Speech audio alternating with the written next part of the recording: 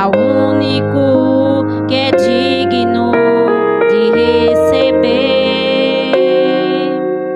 a honra e a glória, a força e o poder, ao Rei eterno, imortal, invisível, mais real, a Ele ministramos o louvor. Coroamos a Ti, ó Rei Jesus, coroamos a Ti, ó Rei Jesus,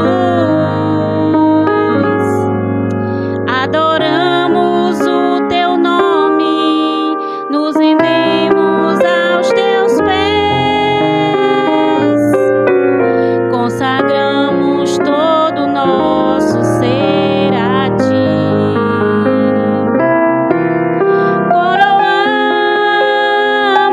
Coroamos a Ti, ó Rei Jesus, coroamos a Ti, ó Rei Jesus, adoramos o Teu nome, nos rendemos aos Teus pés, consagramos todo o nosso ser a Ti, consagramos todo o nosso ser a Ti. Amém. Glória a Deus.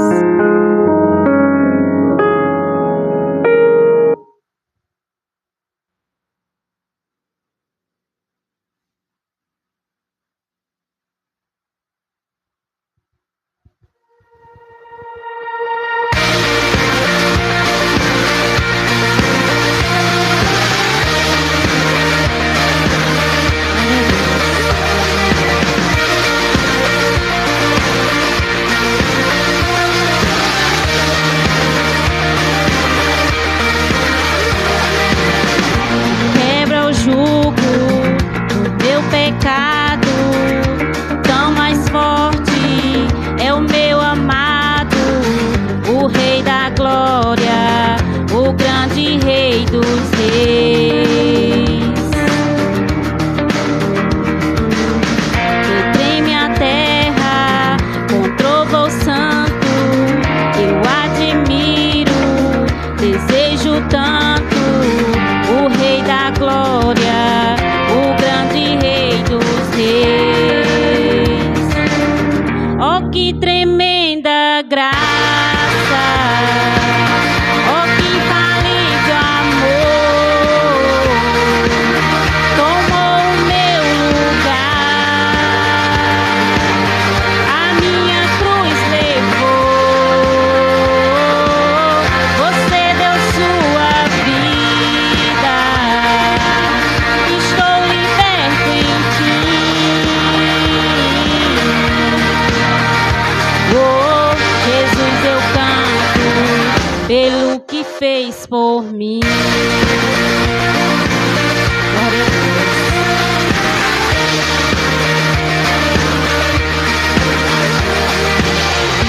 Traz a ordem em meio ao caos, adota o órfão, livra do mal, o Rei da glória, o Rei da glória, governa o mundo com sua justiça, és como o sol, tua face brilha, o Rei da glória, o grande Rei dos reis. Oh, que tremenda graça! Oh, que infalível amor! Tomou o meu lugar, a minha cruz levou.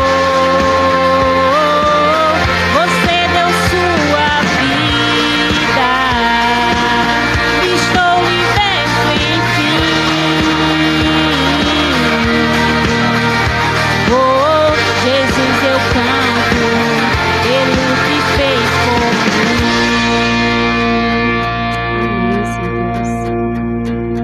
Digno é o Cordeiro de Deus, digno é o Rei que a morte venceu. Digno é o Cordeiro de Deus, digno é o Rei que a morte venceu. Digno é o Cordeiro de Deus, digno é o Rei que a morte venceu. Digno é o Cordeiro de Deus, digno, digno, digno. Oh, que tremenda graça, oh, que infalível amor, tomou o meu lugar, a minha cruz levou, você deu sua vida, estou liberto enfim. Oh, Jesus, eu canto pelo que fez por mim. Glória a Deus. Amém, Senhor Deus.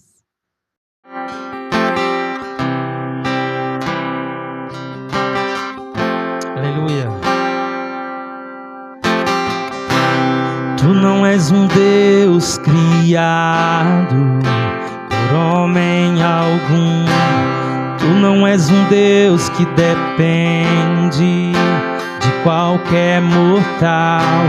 Não há nada que o homem possa te dar, pois só tu és o Criador e Rei.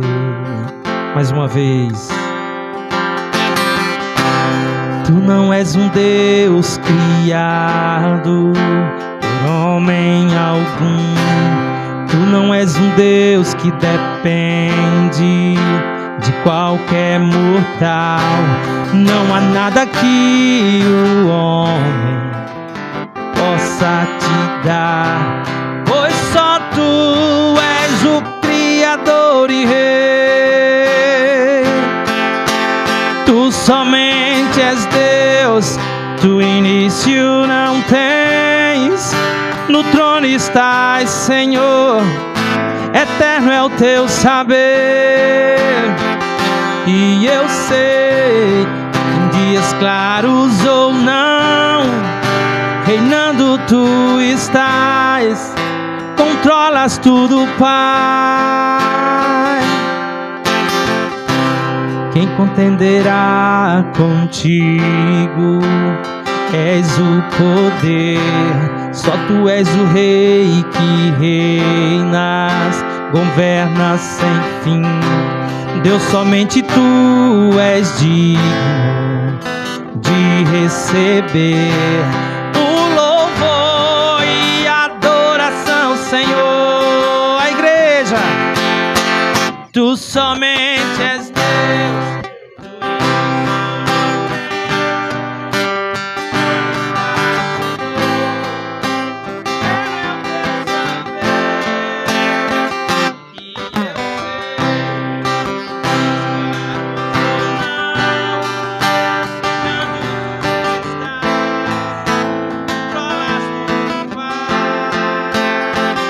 Imutável, soberano, perfeito, onisciente, és santo, és justo, Deus trino, quero cantar.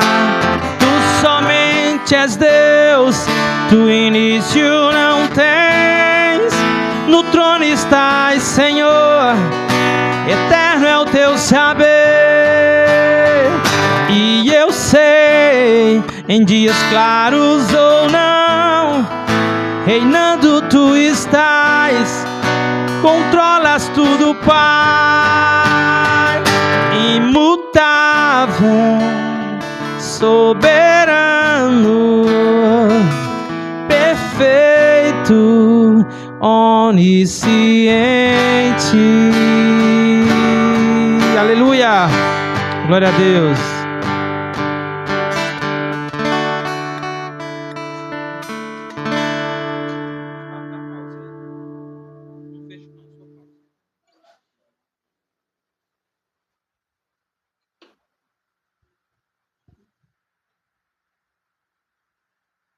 É sempre um prazer tê-los conosco, viu? Quando quiser visitar a congregação do Ministério Missão de Fé, vocês sabem o caminho.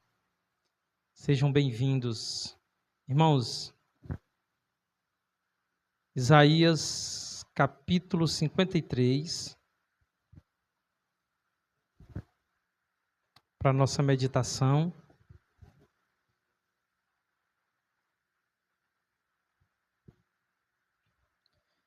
Irmãos, semana passada nós lemos todo o capítulo 53 e a nossa meditação ficou restrita ao verso 1 e o verso 2. Hoje nós vamos meditar em mais 2 versículos dessa porção da palavra do Senhor, que é preciosa. Verso 4 e 5, que diz assim: certamente Ele tomou sobre si as nossas enfermidades e sobre si levou as nossas doenças. Contudo, nós o consideramos castigado por Deus, por Ele atingido e afligido. Mas Ele foi transpassado por causa das nossas transgressões. Foi esmagado por causa de nossas iniquidades. O castigo que nos trouxe a paz estava sobre ele, e pelas suas feridas fomos curados. Até aqui, irmãos, vamos orar mais uma vez. Pai Santo, nós bendizemos a Ti, meu Deus, Te louvamos. E nós Te agradecemos por ter acesso à Tua palavra, Senhor, por ela estar tão próxima de nós, tão ao nosso alcance. Nós Te agradecemos, Pai, por o Senhor ter nos alcançado, por o Senhor ter aberto os nossos olhos e nos feito enxergar a beleza do Teu Filho como o nosso Salvador, o nosso Redentor. Nós que andávamos desgarrados, nós que andávamos perdidos, cada um seguia o seu próprio caminho. Oh Deus, mas Tu fez cair sobre ele a nossa iniquidade. Por isso nós estamos aqui nessa noite. Obrigado. Obrigado, Senhor. Louvado seja o Teu nome. Eu quero começar, meus irmãos, essa mensagem fazendo algumas perguntas para a igreja. Aproveitar e estender essa pergunta também para os visitantes. Por que você está aqui nessa noite?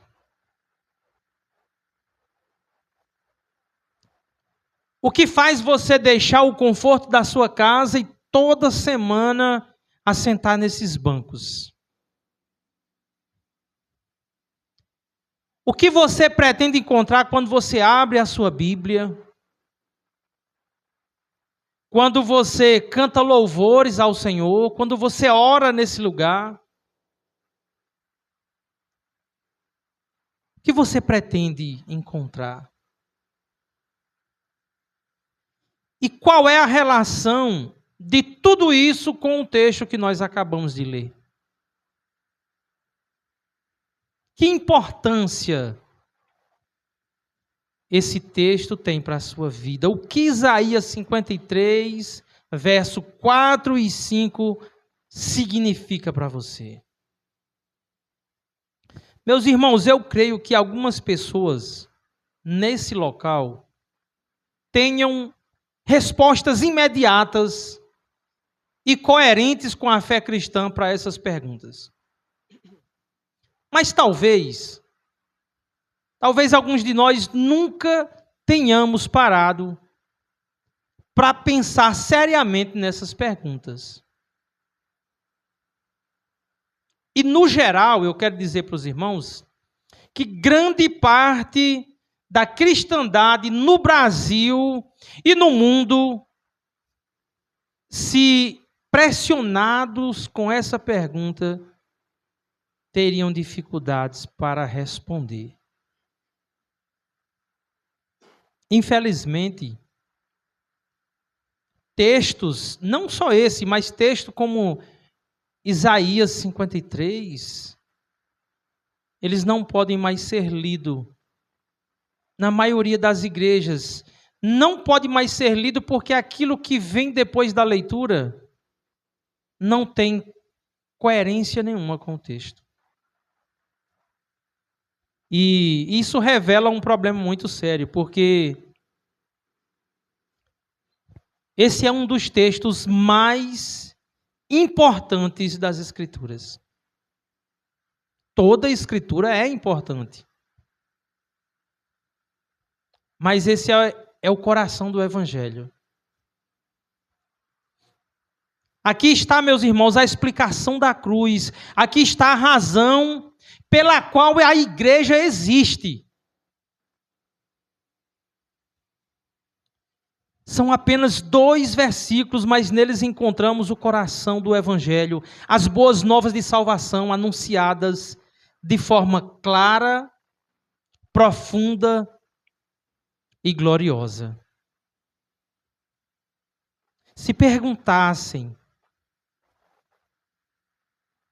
para nós qual a razão da existência da igreja, como um Deus santo salva pecadores? Porque Cristo veio ao mundo, porque as pessoas creem na salvação, porque Cristo está acima de todos os nomes. Qual é o problema de toda a humanidade, de todos os tempos? E nós poderíamos continuar fazendo mais perguntas a noite inteira em volta desse tema. E as respostas, todas elas estão nesse texto que a gente acabou de ler. Isaías 53, verso 4 e 5. Meus irmãos, Deus é mesmo incrível. Deus é mesmo insondável, grandioso. Em um texto que podemos ler em poucos segundos, Deus revela verdades eternas, tão profundas, que nós passaremos o resto da vida estudando sobre elas, aprendendo sobre elas. Por exemplo, existem outros textos onde Deus faz isso. Ele pega verdades grandiosas, gloriosas e condensa em pequenos textos que, quando lido, quando expressado, quando estudado, a gente percebe verdades grandiosas. Romanos 3, 23 e 24. Diz assim: pois todos pecaram e estão destituídos da glória de Deus, sendo justificados gratuitamente por sua graça, por meio da redenção que há em Cristo Jesus. Romanos 5, verso 8 diz assim: mas Deus demonstra o seu amor por nós, Cristo morreu em nosso favor quando ainda éramos pecadores. 1 Pedro 3,18, pois também Cristo sofreu pelos pecados uma vez por todas, o justo pelos injustos, para conduzir-nos a Deus. Ainda mais um texto, 2 Coríntios 5:21, Deus tornou pecado por nós, aquele que não tinha pecado, para que nele nos tornássemos justiça de Deus. Então, juntamente com Isaías 53, versos 4 e 5, esses versículos, esses textos, eles dizem a mesma coisa. E o que esses textos nos dizem?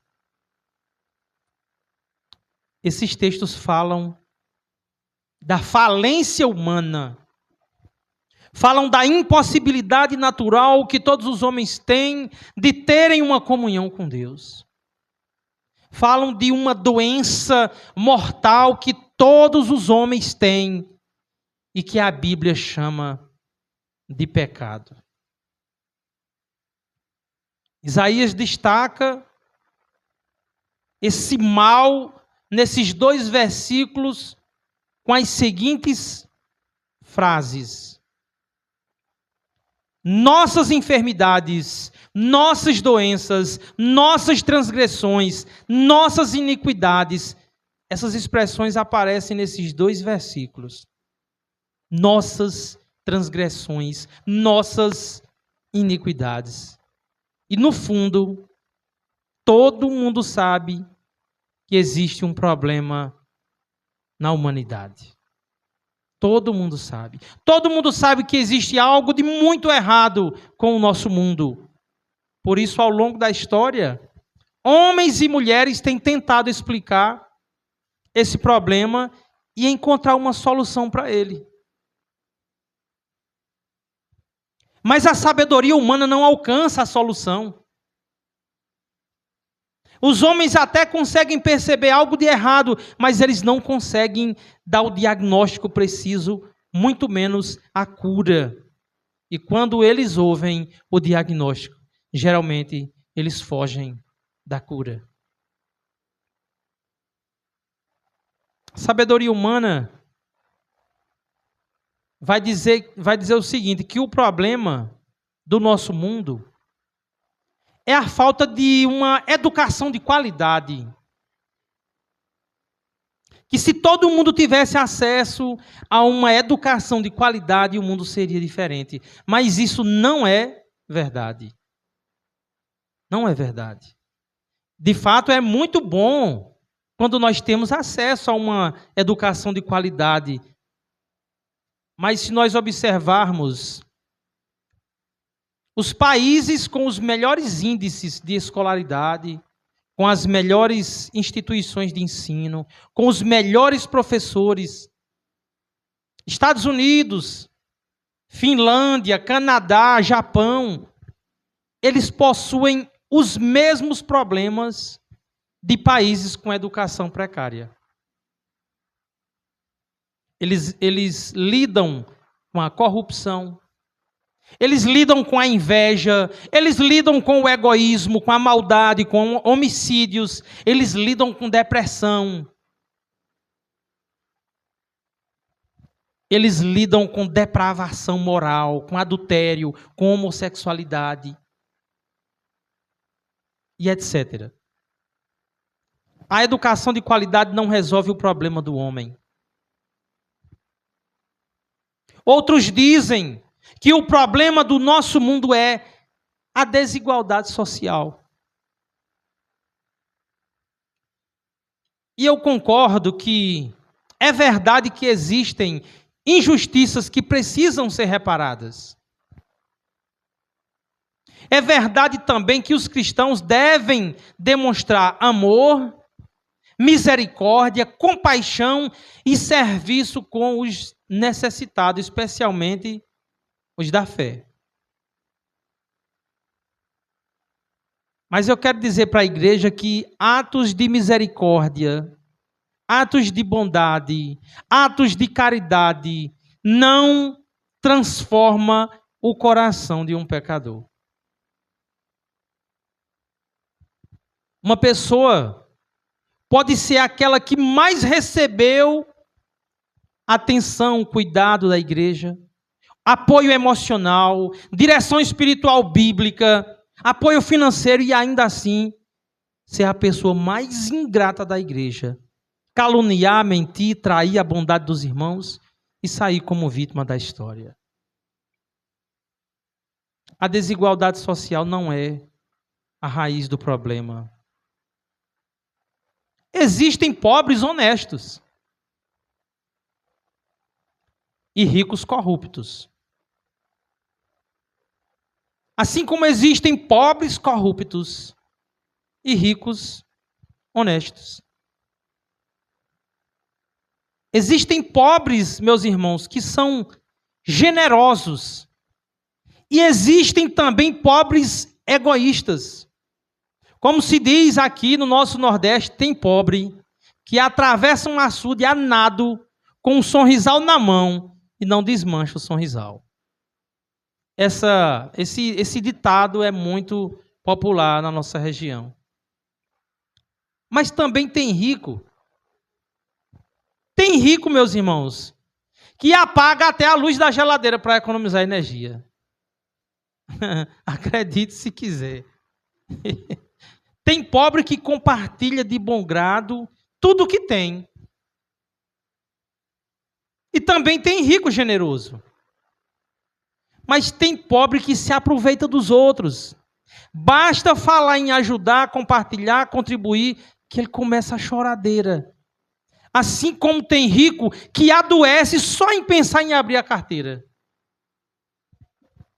Mas uma coisa é certa. Se todo mundo tivesse a mesma condição financeira, os homens seriam os mesmos. Egoístas, avarentos, invejosos, mentirosos e depravados. Totalmente corruptos. Os homens seriam os mesmos. Se a riqueza fosse a solução do problema, Adão e Eva não teriam pecado contra Deus. Adão e Eva, eles não moravam numa periferia. Eles não tinham uma vida precária. Eles não viviam debaixo de um governo corrupto. Eles não pagavam impostos. Eles não tinham dívidas. Eles viviam no paraíso e tinham tudo em abundância. Ainda assim se rebelaram contra Deus. Ali começou o mal de toda a humanidade. Meus irmãos, a pobreza também não é desculpa para o mal da nossa sociedade. O maior exemplo disso é o próprio Senhor Jesus Cristo, o nosso Senhor. O Filho de Deus entrou no mundo em uma família humilde. Ele nasceu em circunstâncias simples. Foi colocado numa manjedoura, cresceu numa cidade sem prestígio e durante o seu ministério chegou a dizer que não tinha onde reclinar sua cabeça. Ainda assim, Jesus, o nosso Senhor, jamais cometeu nenhum pecado. Então, se a pobreza fosse causa inevitável do pecado, Jesus teria sido um pecador. Mas ele demonstrou exatamente o contrário. A verdadeira escravidão do homem, meus irmãos, não é econômica, é espiritual. O problema central da humanidade não é apenas que falta, não é aquilo que falta em seus bolsos, mas é aquilo que falta no seu coração. Então o problema não está fora do homem, não é a educação, não é a desigualdade social. O problema da nossa sociedade não é político e nem é a cultura, mas em todas essas coisas aparecem os reflexos do problema que está no coração dos homens. O problema está dentro do homem e se chama pecado. O pecado, meus irmãos, faz separação entre nós e Deus. Não existe paz entre a criatura e o Criador por causa do pecado. Separação. Todos pecaram e estão separados da glória de Deus. Todos pecaram e estão destituídos da glória de Deus. Meus irmãos, os homens não têm paz uns com os outros.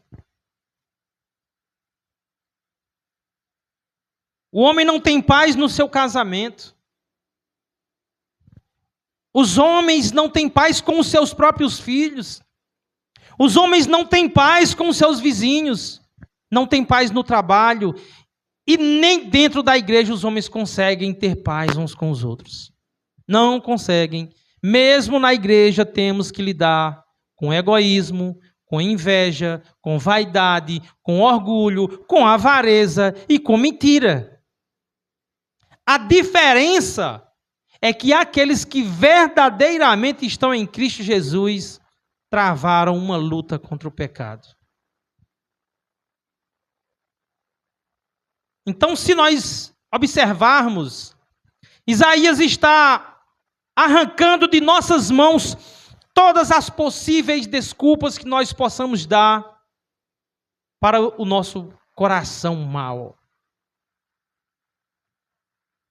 Nós gostamos de apontar para fora. O problema é o governo, o problema é a economia, o problema é a educação, o problema é a família, o problema é a sociedade, o problema é os irmãos. Mas Isaías aponta o dedo para dentro. O problema não está primeiramente ao nosso redor, o problema está em nós, dentro de nós. Por isso ele não fala das transgressões dos outros, ele diz nossas transgressões. Ele não fala das iniquidades dos pagãos, ele diz nossas iniquidades, nossas doenças, nossas enfermidades. O profeta, meus irmãos, nos coloca assentados no banco dos réus, diante da autoridade máxima de todo o universo, todos culpados diante de Deus. Então, antes de sermos vítimas de um mundo caído, nós somos pecadores diante de um Deus santíssimo. E enquanto não entendermos isso, nós jamais poderíamos entender a cruz. Porque a cruz só faz sentido, meus irmãos, para quem compreende a gravidade do pecado. Ninguém pode considerar Cristo glorioso, belo, exaltado, se não perceber a sua necessidade de um Salvador. Esse é o motivo pelo qual algumas pessoas não adoram a Cristo. Não enxergam nenhuma beleza em Cristo. Não se empenham em viver para Cristo, porque não se reconhece pecador, não reconhece a gravidade do seu problema. Como a própria palavra de Deus diz, os sãos não precisam de médicos. Um bom exemplo para ilustrar isso está em Lucas, capítulo 7, dos versos 36 a 50. O que acontece ali? Acontece que Jesus foi convidado, meus irmãos, para jantar na casa de um fariseu chamado Simão. E quando estava à mesa, entrou uma mulher, uma penetra, como a gente diz, né? Entrou sem ser convidado. Entrou uma mulher e se pôs aos pés do Senhor, chorando. As suas lágrimas molharam os pés do Senhor e ela enxugava os seus pés com os seus cabelos. Além disso, ela ungiu os pés do Senhor com um perfume e não parava de beijar os pés do Senhor. Enquanto isso, o anfitrião, o dono da casa, o fariseu, pensava consigo mesmo: se esse homem fosse mesmo um profeta, ele saberia quem está ali tocando. E que tipo de mulher é essa? Uma pecadora. Aí Jesus disse: Simão, eu vou te contar uma história. 2 homens estavam devendo a um credor. Um deles devia 500 denários, ou seja, 500 dias de trabalho. Mais de ano, né? Um ano tem 365 dias. O outro devia 50. Ambos não tinham como pagar. Então o credor perdoou os 2. Diga-me, Simão, qual desses 2 terá mais amor pelo credor? Respondeu Simão: Mestre, suponho que é aquele que foi perdoado a dívida maior. Você julgou bem, Simão. É isso mesmo, Simão. Simão, eu entrei na tua casa e você não teve nenhuma consideração comigo. Você não me saudou com um beijo no rosto. Mas essa mulher não para de beijar os meus pés. Você não lavou os meus pés como de costume. Ela molhou os meus pés com as suas lágrimas e enxugou com os seus próprios cabelos. Simão, essa mulher, parafraseando o texto, né? Essa mulher, ela me ama mais. Porque ela reconhece a profundidade do seu pecado. Ela me vê como Salvador, mas você acha que não precisa de um Salvador. Então você não me ama. Irmãos, muitas vezes nós lemos a Bíblia e lá está escrito: nossas transgressões, nossas iniquidades, nossa culpa, nosso pecado. E tudo isso mostra uma coisa: o homem precisa de um substituto que lhe represente diante de Deus. O homem precisa de um Salvador que leve sobre si todas as suas transgressões, que tome para si todas as nossas iniquidades e se coloque diante de Deus e receba a punição em nosso lugar. E foi exatamente isso que Cristo fez. Irmãos, alguém que não compreende a profundidade, o quão grave é o pecado diante de Deus, olha para o Evangelho e acha algo desinteressante.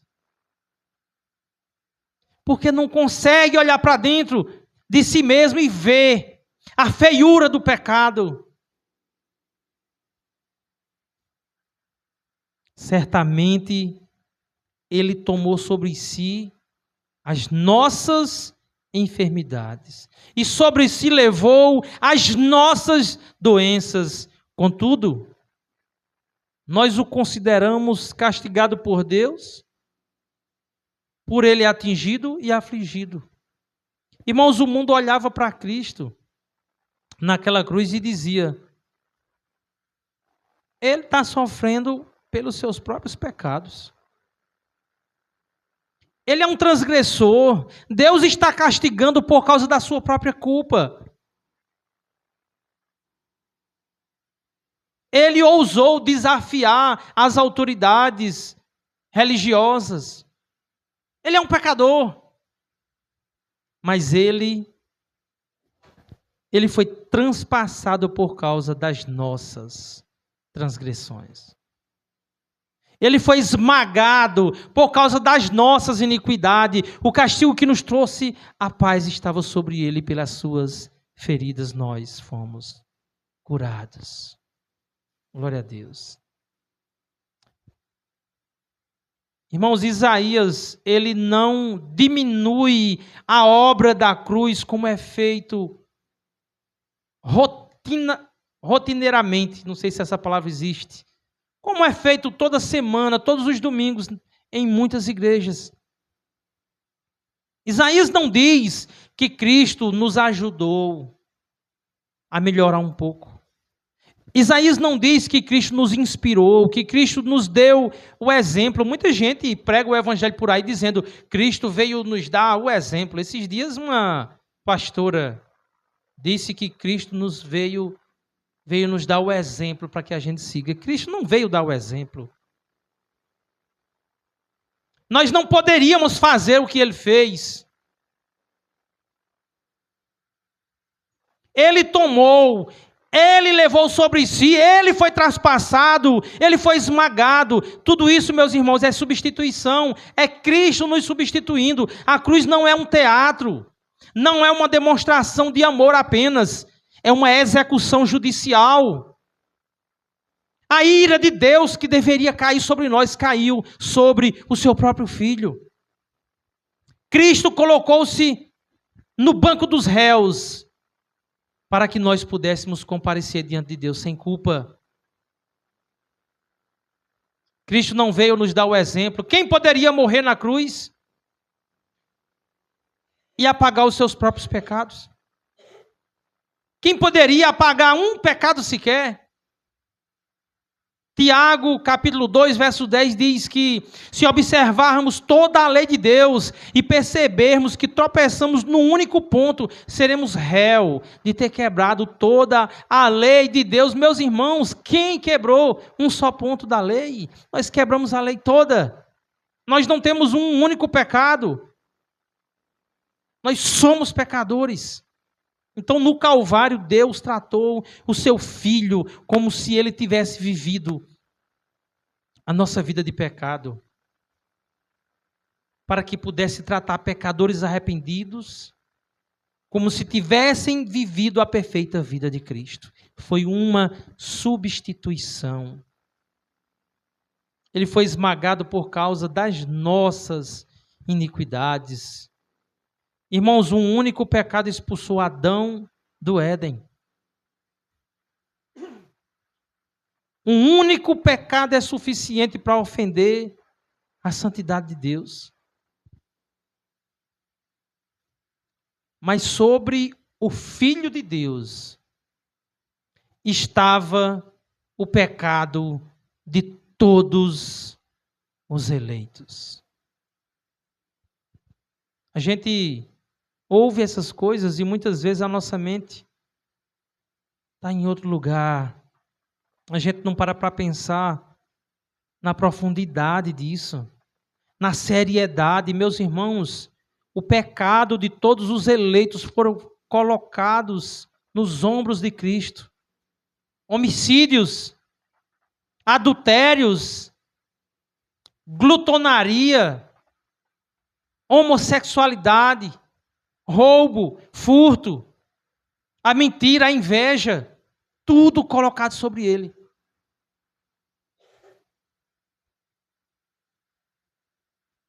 2 Coríntios 5, 21, aquele que não conheceu o pecado, ele o fez pecado por nós, para que nele fôssemos feitos justiça de Deus. Cristo não se tornou pecador na cruz, não confunda as coisas. Mas Deus o tratou como tal e cobrou nele a nossa dívida. Para que nele fôssemos justos, mesmo sendo pecadores. Substituição. Isaac no Monte Moriá nos ajuda a compreender Isaías 53. Deus ordenou que Abraão oferecesse seu filho em sacrifício. Durante a subida do monte, Isaac fez uma pergunta que ecoa por toda a Bíblia. Meu pai, onde está o cordeiro para o holocausto? Abraão responde, Deus proverá para si o cordeiro. Quando chega ao topo, Isaac é colocado sobre o altar. A lenha está pronta, o altar está preparado, a sentença já está pronunciada. Mas no momento decisivo, Deus intervém. Isaac não morreu. Um carneiro é providenciado por Deus e colocado em seu lugar. O animal recebe a morte que estava destinada a Isaac. Essa é a essência da substituição. O culpado vive porque outro morre em seu lugar. Isso é o Evangelho. Essa cena de Isaac aponta para algo maior. O carneiro substituiu Isaac, Cristo substituiu pecadores, indignos. No Moriá, Deus poupou o filho de Abraão. No Calvário, Deus não poupou o seu próprio filho. Isaac carregou a lenha para o lugar do sacrifício. Cristo carregou a cruz para o lugar da sua morte. Isaac desceu vivo do monte porque um substituto foi encontrado. Nós podemos comparecer diante de Deus sem condenação, porque Cristo foi encontrado em nosso lugar. É exatamente isso que Isaías está dizendo. Ele foi transpassado pelas nossas transgressões e moído pelas nossas iniquidades. A cruz não foi um acidente da história. A cruz foi o altar onde Deus colocou sobre Cristo aquilo que pertencia a nós. Nossa culpa foi atribuída ao nosso Senhor. Sua justiça é atribuída a nós. Ele recebeu a condenação. Nós recebemos a adoção. Ele recebeu as feridas. Nós recebemos a cura. Ele recebeu a morte. Nós recebemos a vida. O carneiro morreu para que Isaac vivesse. Cristo morreu para que pecadores pudessem viver eternamente. A salvação inteira, do início ao fim, é obra do nosso Senhor Jesus Cristo. Só Ele poderia fazer. Ele não veio dar o exemplo, Ele veio morrer, Ele veio dar a sua vida. Ah, mas não é assim não. Cristo fez a parte dele, agora nós temos que fazer a nossa. Que parte nossa, meu irmão? Quem carregou as dores? Cristo. Quem foi ferido? Cristo. Quem foi esmagado? Cristo. Quem recebeu o castigo foi Cristo. Quem produziu a paz entre nós e Deus foi Cristo. Quem produziu a cura foi Cristo. E o que nós podemos acrescentar à obra de Cristo? Nada. Os homens, meus irmãos, os homens vivem buscando substitutos para a sua culpa. A sociedade, a cultura, a política, a falta de educação, de qualidade, a desigualdade social. Mas tudo isso são desculpas que não serão aceitas diante de um Deus santo. Pois só há um substituto que Deus aceita: o seu Filho tomando sobre si a nossa iniquidade e sendo esmagado, transpassado pelas nossas transgressões. Não há nenhum castigo sobre nós que possa nos justificar. Nenhuma obra humana, não há sacrifício humano bom o suficiente, não há o cumprimento de promessas, peregrinações, caridades, romarias, votos, propósitos. Deus não aceita sacrifício de tolos, porque o castigo que nos traz a paz estava sobre o seu próprio Filho, e pelas suas feridas nós somos curados. Louvado seja Deus eternamente por isso. Por que você está aqui nessa noite? Por que você continua vindo? Nós não temos outro motivo. Aqueles que creram na mensagem do Evangelho, que foram convencidos do pecado, da justiça e do juízo, aqueles que se reconhecem pecadores, aqueles que sabem que precisam de um Salvador, de um substituto. É por isso que nós nos sentamos nesses bancos, é por isso que nós abrimos a Bíblia para aprender mais sobre o nosso substituto, sobre o nosso Senhor. Porque nós nos alegramos em que nós estávamos perdidos e Ele nos alcançou. Mas se você não considera-se perdido, quão grandes trevas você vive. Se você não considera que precisa de um Salvador, se você considera que não precisa de arrependimento, que grandes trevas você vive. Inimigo de Deus, separado de Deus, todos pecaram e estão separados da glória de Deus, e o salário do pecado é a morte. mas Deus fez cair sobre o seu Filho a iniquidade do seu povo.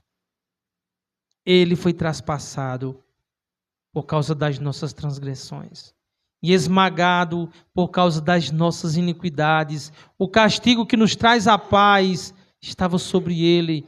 Existe cura em Cristo, restauração, vida eterna em Cristo. Fora de Cristo só há morte. Que Deus, em sua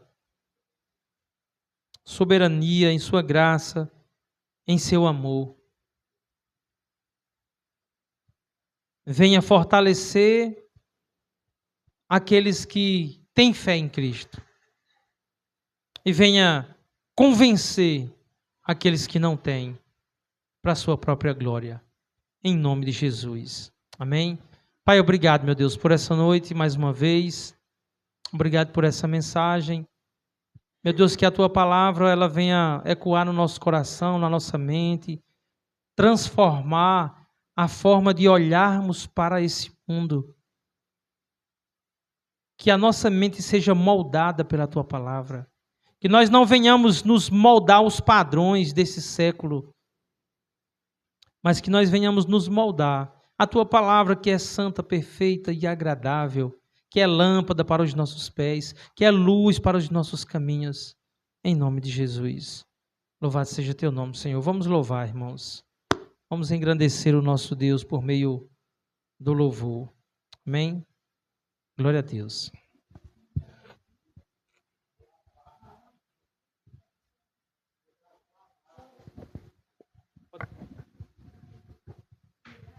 Não, pode deixar.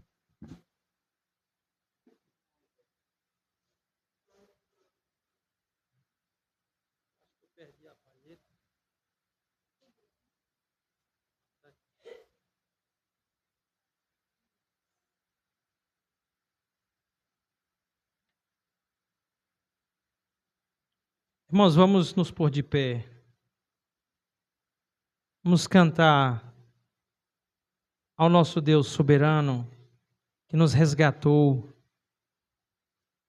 do império das trevas e nos transportou para o reino do seu Filho amado. Glórias ao Teu nome, Senhor, por isso. Aleluias.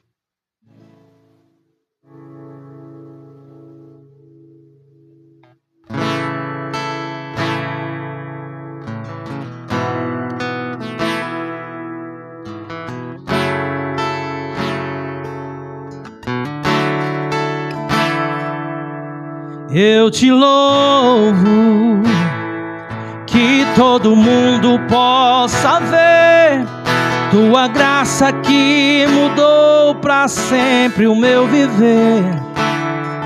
Eu te louvo, que esta alegria hoje em mim traga esperança ao que está perdido. Eu me prostro em louvor, reverente a Ti, Senhor.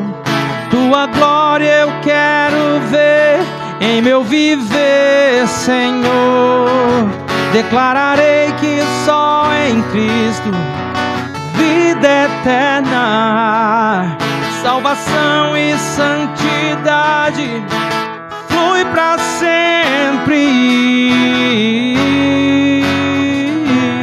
Eu te louvo, que as nações ouçam louvor e mostre Cristo e o seu sangue que Ele derramou. Eu te louvo, que o faminto possa vir, que ele ouça a Tua voz chamando, vem a mim. Eu me prostro em louvor, reverente a Ti, Senhor.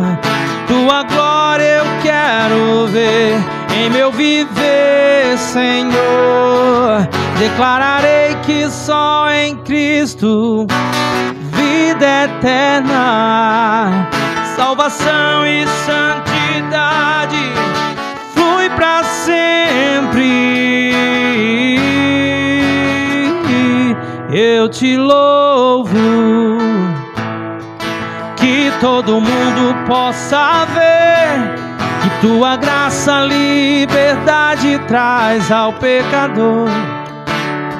Eu te louvo, que todos venham te adorar, que os famintos encham seu viver de Cristo.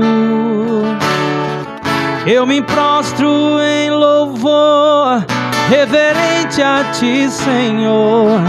Tua glória eu quero ver em meu viver, Senhor. Declararei que só em Cristo vida eterna, salvação e santidade flui para sempre. Eu te louvo, eu te louvo, eu te louvo,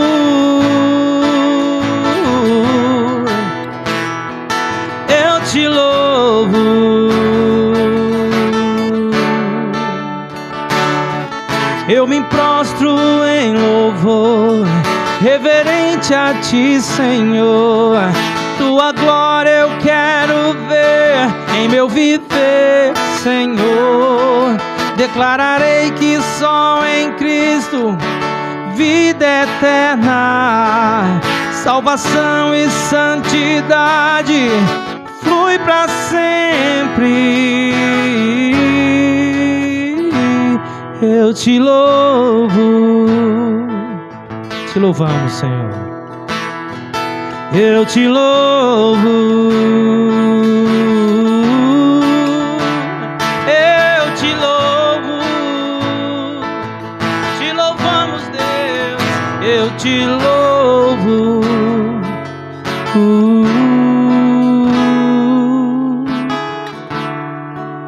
Amém, Deus. Senhor, nós te louvamos porque o Senhor é digno de receber toda a honra e glória. Oh Deus, o Senhor nos livrou do castigo eterno. O Senhor enviou, meu Deus, o Cordeiro Santo que tira o pecado do mundo, que se colocou em nosso lugar, nos substituindo. Obrigado, Senhor. Amém. Glória a Deus. Pai, no nome santo do teu Filho, abençoa a tua igreja. Abençoa, Pai, os teus filhos e filhas nessa noite. Abençoa cada um dos que aqui estão presentes, meu Deus. Nos impulsiona, meu Deus, nos dá um coração que ame o teu Filho, que ame a mensagem do Evangelho, que ame a mensagem da cruz, porque nós nos propomos nesse lugar nada saber, a não ser Cristo e esse crucificado, para a glória do teu nome. Nos leve, Senhor, em paz para os nossos lares, em nome de Jesus. Amém. Glória a Deus. Irmãos, não saiam agora, não. Como a igreja sabe, no dia 2 de junho, eu estive fazendo aniversário.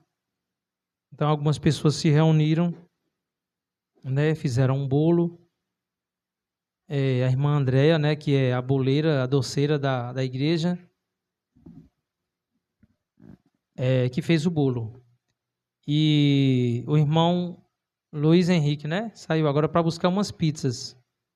Então, esperem e comerás.